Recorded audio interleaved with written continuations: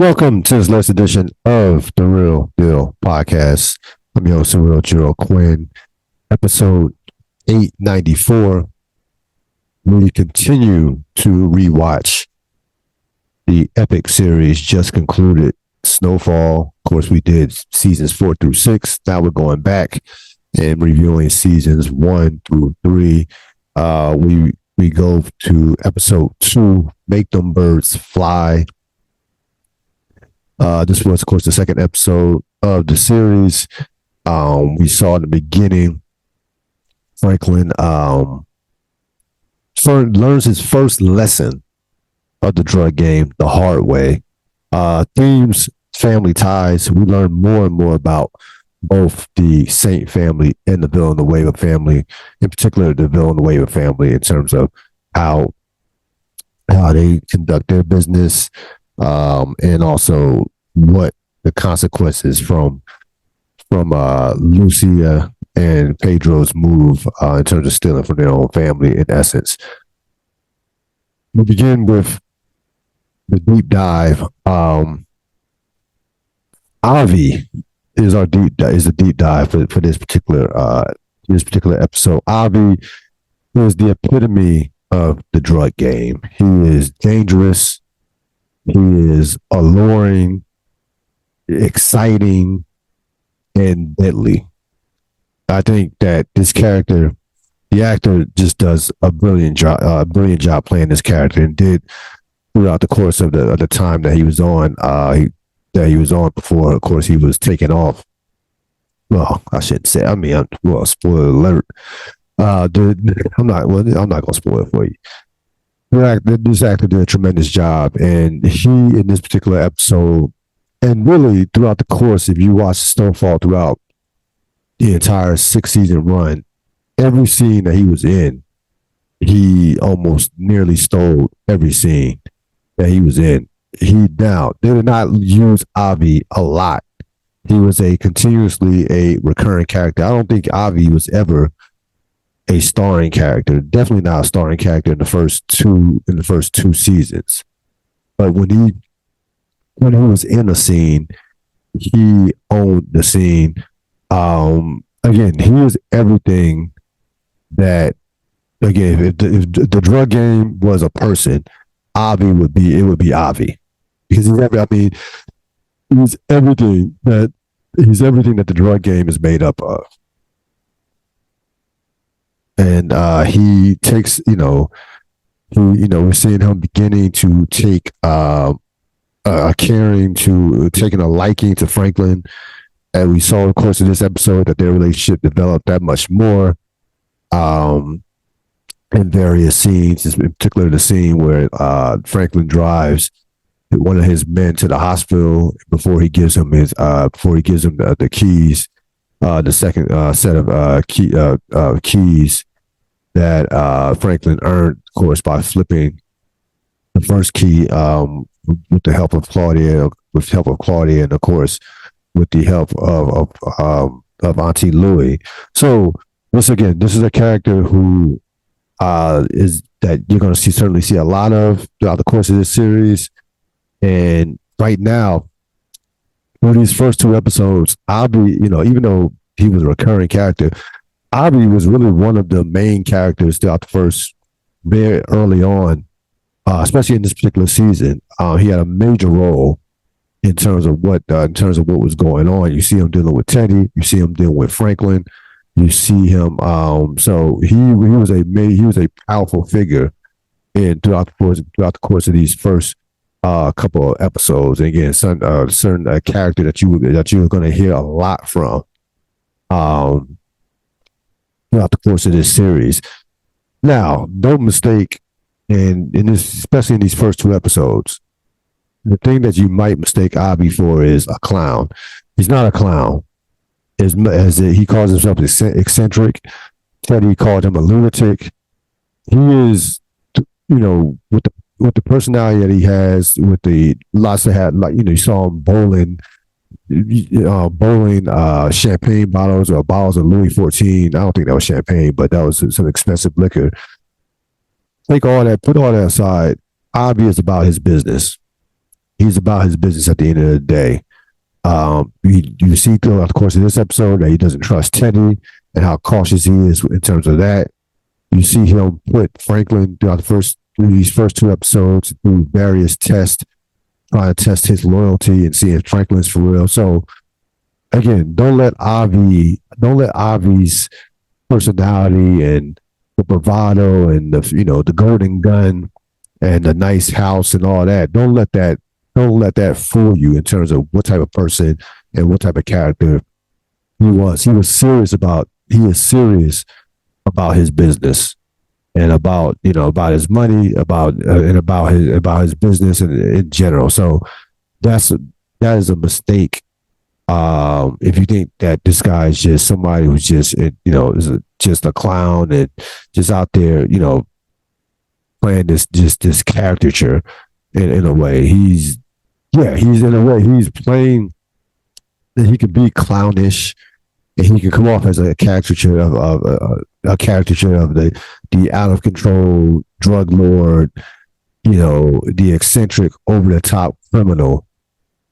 But I think the writers do a good job of reeling the character in and showing you how serious he is about his business. And you'll see over the course of the season and of the series how many gems he drops to Franklin. He dropped one in this episode, if you remember, as Franklin.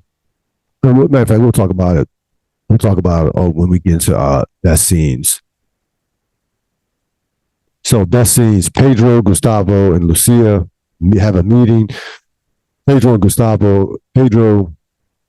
and Lucia are flustered because Gustavo is running late. They are nervous, waiting for the money, wondering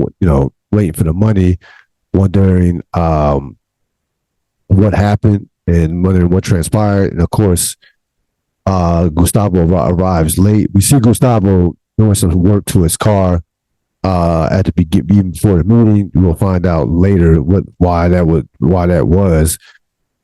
So they get into it because Gustavo does not have the money. Gustavo flips them a bag, gives Pedro a bag with the family picture. He wants to know why did you have me stealing from your own family? Gustavo was able to put together that they were indeed stealing from their own family, stealing from Pedro's father at that. And Gustavo, of course, ended up killing the bodyguard Max during that course of during the robbery. He got the money, but ended up killing Max, which set off a whole bunch of shit within the Villanueva family. So Pedro gets frustrated, pulls a gun on Gustavo. Lucia calms Pedro down or sends Pedro off, saying, hey, what are you doing? We're not going to get the money this way. And Gustavo says, hey, you'll get the money when I feel safe. Now, a couple things happen here. Number one, it is clear early on, even you didn't even have to see the entire series or the season or episodes moving forward to know, like, if you watch this for the first time, you recognize clearly that Lucille has the power between her and Pedro. Lucille is the one that is kind of making things. And we saw this over the course of this episode in a later scene, that it is Lucille who is calling shots. So she sends Pedro off. This allows her and then Gustavo over the course of this episode to get closer. You see her over the course of this episode really give Gustavo a kind of a tour of the family business, take him to the cookhouse in essence, where they were cutting the coke, cutting the cocaine. You see that she promises Gustavo, gets him to quit the gym, and promises, says that he can buy that gym in 2 months. Says and basically tells in another scene in the gym, she tells Gustavo that we will give you basically all access. Now this is without Pedro, of course, but we will give you all access to everything but we need the money. So we see later on that Pedro, not Pedro, Gustavo indeed does give ends up giving Lucille the money. The money was hidden in Gustavo's truck. So he gives them the money and they go about he gives them the money and they were able to of course pay pay Teddy Mack and also Alejandro with that meeting. Franklin, Sissy, and Arnold. Arnold, of course, works is Sissy, of course, works for Arnold. Franklin. Now, this thing. You have Sissy needing the help of Franklin to kick out a tenant, which I think it was to me was kind of strange. Like, I don't understand why you would take your son with you to help kick out a tenant. Like, I mean, I guess from a terms of lifting stuff, but or I don't know what, I don't know if Sissy was trying to prove a point to Franklin, or she just needed the help from a physical standpoint of lifting boxes and moving boxes. But anyway, Sissy kicks one of the tenants out. If you remember, the tenant Kanisha from Lean on Me, and also she been around Karen Molina White, who's been around forever, seemingly been around for at least she was in Lean on Me was in '89, so she's been around for a minute, at least 30 plus years. This episode, of course, is shot in 2017, so she's been around. She plays the tenant who's getting kicked out. She's basically, of course, not happy about it, getting kicked out due to not paying rent.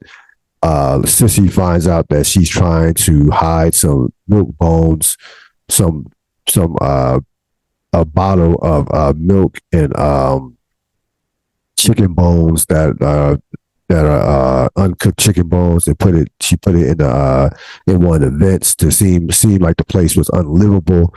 Sissy finds that out, tells Franklin to open the vent. And then you see Arnold, who owns all the tenants. For a couple of things with him, he basically, grabs Sissy, not grabs Sissy, but touches Sissy's side. I don't think he didn't touch her butt, but touched her, had a gentle touch with Sissy on her waist. Franklin noticed that. Then Arnold, he gets into it with the tenants. And then you see the tenant that's getting kicked out, Miss Perkins. That was her name, Miss Perkins. She throws the chicken bones at Arnold's car. Sissy gets Arnold out of the way, says, "I'll take care of it." Then she starts to threaten to call the sheriff on Miss Perkins and what have you. You had a whole big kerfuffle, if you want to call that, or big argument between Sissy and Miss Perkins and some of the other tenants who are not happy that Miss Perkins is being put out, despite the fact that she is not able to pay her rent. So I guess Sissy, wanted to take Franklin to see. So we learn more about Sissy and what she does and her day to day. Later on in the scene, you have Franklin saying, I wish basically that those milk bones would have went through the window. And she said, hey, show some respect. That guy writes my checks. So you immediately see with that job, like this mentality of, I don't want to say a slave mentality for Sissy, but this mentality of her being dependent on this guy who seemingly is a slumlord in a sense, or who seemingly is not a good guy as far as a landlord. We'll learn more about him over the course of the series, but you can tell Franklin's not happy with the current situation. Franklin's not happy. Didn't seem happy about his mom and her workplace situation. We'll see how that plays out. And we'll certainly see how that plays out later on in the season throughout the course of this series. Ramiro, who plays Pedro's father, Lucy and Pedro. So they have this big meeting at the house. Ramiro, of course, along with Lucille's father, of course, is in charge of the family business. He says in 21 years, no one has ever stolen from him in 21 years. He suspects that this is clearly an inside job, that the person who stole the money knew where the money was at. So he brings all the family. He says, and he immediately recognizes that this is somebody very close very close pulled this off. You see Pedro and Lucio amongst the other Villanuevas and so family associates there, and immediately Max, of course, is dead.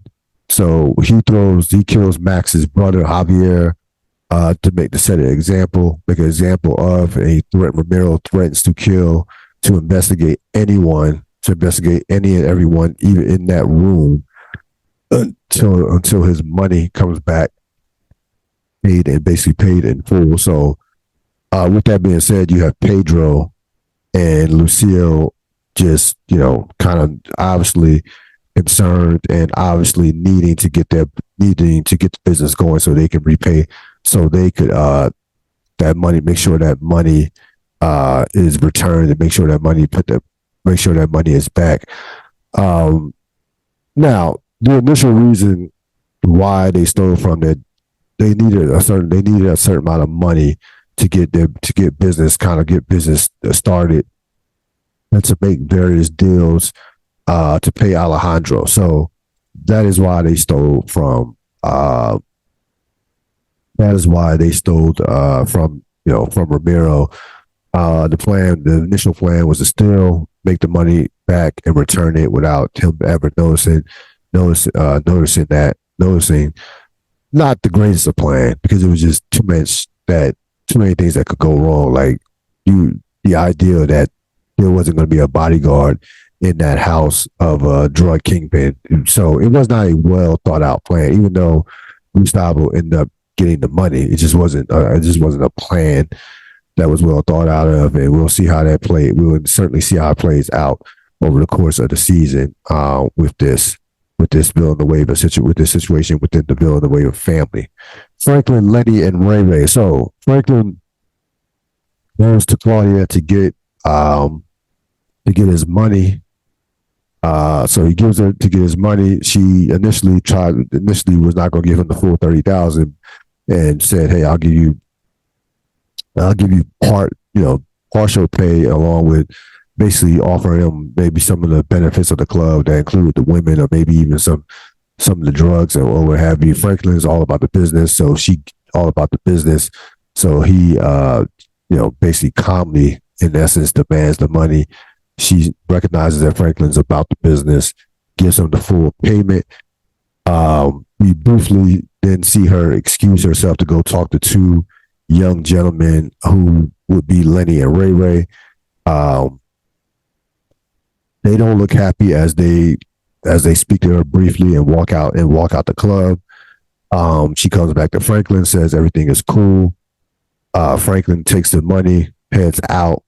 Before that, they get into a conversation about what transpired with Louis.